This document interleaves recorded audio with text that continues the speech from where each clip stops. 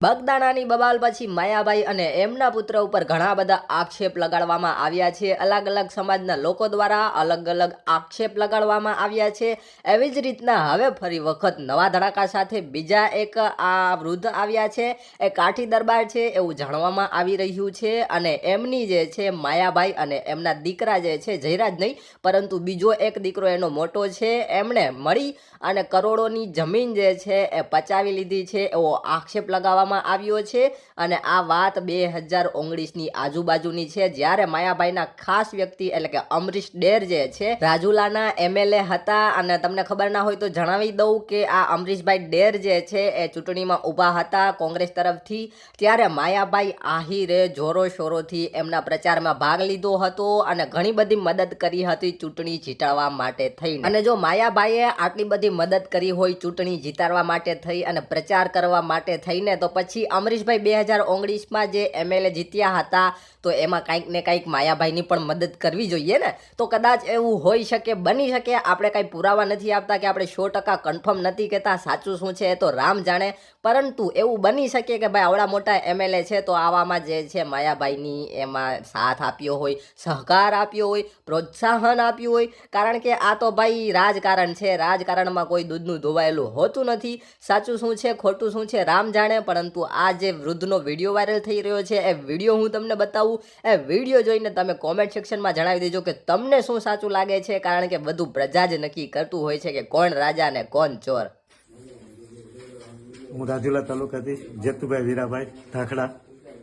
આજે મેં વિડીયોકોન કંપની 2007માં આવતી હતી ત્યારે મને મારી ઘરે આવીને દશરથભાઈ પટેલ કે તમારી જમીન આપો અમને, તમારી માટે રાખી લે. મેં road touch Savarkundla road touch 26 વીઘા જમીન આપી. મેં મારા ગામની ભચાદર ગામ મારું છે, મારા ગામની 9 વીઘા જમીન આપેલી છે. 9 વીઘા સામે મને આ 26 વીઘા વાડી આપી અને 5 લાખ રૂપિયા, બરાબર, એમાંથી 3 લાખ રૂપિયા મને આપી દીધા. 2007માં 70,000 રૂપિયા મારી બેંકમાં લોન ભરી છે, સ્પ્લેન્ડર ગાડી જોડાવેલી, એ મને દશરથભાઈ હસ્તક જોડાવેલી છે. આ લોકો અત્યારે 2017માં અમરીશભાઈ ડેર ધારાસભ્ય બન્યા. 2019માં માયાભાઈના છોકરા ભરતભાઈ માયાભાઈના નામે બિનપાત્ર દસ્તાવેજ કરેલા છે. રાકેશ કન્યાલાલ કોઈ ખાતેદાર નથી, બરાબર.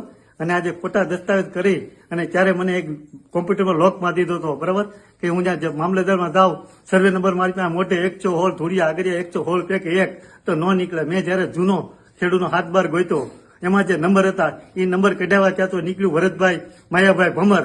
અને હું પાગલ જેવો થઈ ગયો, કારણ કે કરોડો રૂપિયાની જમીન આજે મારી પાસે ચૂંટવી લેવા માંગતા હતા, બરાબર. ત્યારે મેં કોર્ટમાં દાવો કર્યો. દાવામાં મારા રોહિતભાઈ બારિયા મારા વકીલ, મેં મારું સત્તામાં 1.5 લાખ રૂપિયા પહેલા મારી પેલા ફી માંગી. મેં મારા બધા દાગીના વેચી અને એની ફી પહેલા ભરી. હું કોર્ટ આવીને પંચનામું કરી ગઈ. કોર્ટ પંચનામું કરી ગઈ ત્યારે પંચનામા મારા 5 સાક્ષી અને મેન સાક્ષી બાલુભાઈ બચુભાઈ એ પણ પંચનામામાં હાજર હતા, બરાબર. બીજા દી કોર્ટની મુદત પડી, ત્યાં પણ બાલુભાઈ બચુભાઈ આવ્યા. બાલુભાઈ બચુભાઈ કીધું અમે દશરથભાઈ આપી, દશરથભાઈ કબજો જેતુભાઈને આપ્યો. બસ ત્યાં જ મારું પૂરું થઈ ગયું. આ લોકોએ પછી 52,000નો મારા નામનો જે દંડ હતો એ દંડ જીએબી એક જીએબીની ગાડી પંચનામામાં, એક સાવરકુંડલાની એક રાજુલાની 100% મારા એક તરફી પંચનામું છે. આ બધાના નામ છે, કોઈ આવ્યા નથી. મારે એક તરફી પંચનામું થયું છે. હાલ અત્યારે આ લોકો કોઈ નામ લેતા નથી, પણ આ જે કરોડો રૂપિયાની જમીન મારી પાસેથી માયાભાઈ ને અમરીશભાઈ આ કૃત્યુ કરી અને માનો માલિક બનવા નથી દેતા, બરાબર. એને હું ભૂખ હતી. હું આજે રાજુલા 2007માં હીરા ખર્ચતો હતો ત્યારે મને આ જમીન મળી. આ જમીનમાં મેં મારા દીકરા દીકરીઓને લગ્ન પસંદ કરેલા છે. હું અત્યારે મારી પાસે જમીન છે, કોઈ નામ નથી લેતા. પણ જયારે મારા વૃષ્ટિ થઈ, કેટલું નુકસાન થયું વાવાઝોડામાં, તે પહેલા હું ત્યારે મારે ડુંગળી હતી ત્યારે એક વખત જયારે કનેક્શન કાપી નાખ્યું તો શરૂ ન કર્યું. અત્યારે હાલની તક લાઇટનું કનેક્શન બંધ કરાવી દીધું ખેડૂતના નામે. આજે 3 દત્તા છે એનું કોઈ નતું, જે ખેડૂતના નામે હતું. અત્યારે કનેક્શન મેં બીજેથી લાઇટ લઈ અને એમાં હું હકારું છું. આની હિસાબે મને કાંઈ લાભ મળતો નથી. બસ એટલી મારી નમ્ર વિનંતી સરકાર પાસે કરું છું કે જો હું ખોટો માણસ હોય તો મને અહીંથી ઉખેડીને કાઢી મૂકીને આની પૂરી તપાસ થાય તો આમાં સુરેન્દ્રનગર વાળું થાય એમ છે. હું આમાં કંઈક મામલેદાર કલેક્ટર બધે મારી પાસે આધાર પુરાવા છે. 2007થી કબજો મારી પાસે, આજુબાજુ વાળા બધા. હું બરાબર મેન માલિક બાલુભાઈ બચુભાઈનું જેને પૂછી જોવે. જો આનું પૂરેપૂરી તપાસ થાય તો આજે સુરેન્દ્રનગર વાળી થાય છે. કંઈક આવે છે પણ અત્યારે નહીં થાય, કારણ કે અમરીશભાઈ અને માયાભાઈ આહિર અત્યારે મોદીની હારે રહેવા વાળા છે. બસ એટલી મારી નમ્ર વિનંતી. મને જો ન્યાય મળે, જો સરકાર જો સાચું હોય, હું અત્યારે જોઉં છું કે નવનીતભાઈને અત્યારે કેવું, પણ હું નવનીતભાઈને એ સમાચાર મોકલું છું કે આ સરકાર પાસે અત્યારે માયાભાઈ અને અમરીશભાઈ, મેં જયારે પેલા પણ કીધેલું છે કે અમરીશભાઈ ચોર છે, કારણ કે મારી જમીનના ખોટા દસ્તાવેજ મને ખબર નથી પડવા દીધા. 1.5 વર્ષે મને ખબર પડી 17 મહિને કે મારી જમીનનો દસ્તાવેજ કરી લીધો, કોમ્પ્યુટરમાં લોક મારી દીધો, તો મામલેદારમાં જાવ તો નીમળે નહીં. જ્યારે જૂનો ખેડૂતનો મેં હાથ બાર ગોઈતો ત્યારે એમાંથી નંબર હતા, ત્યારે હાથ બાર નીકળ્યા, ત્યારે મને ખબર પડી કે વાહ ભાઈ વાહ, જેટલા સારા દેખાય છે એવા જ ઉજળા દેખાય છે. હું અત્યારે હું જોઉં છું કેવો કેવો માણસ છું.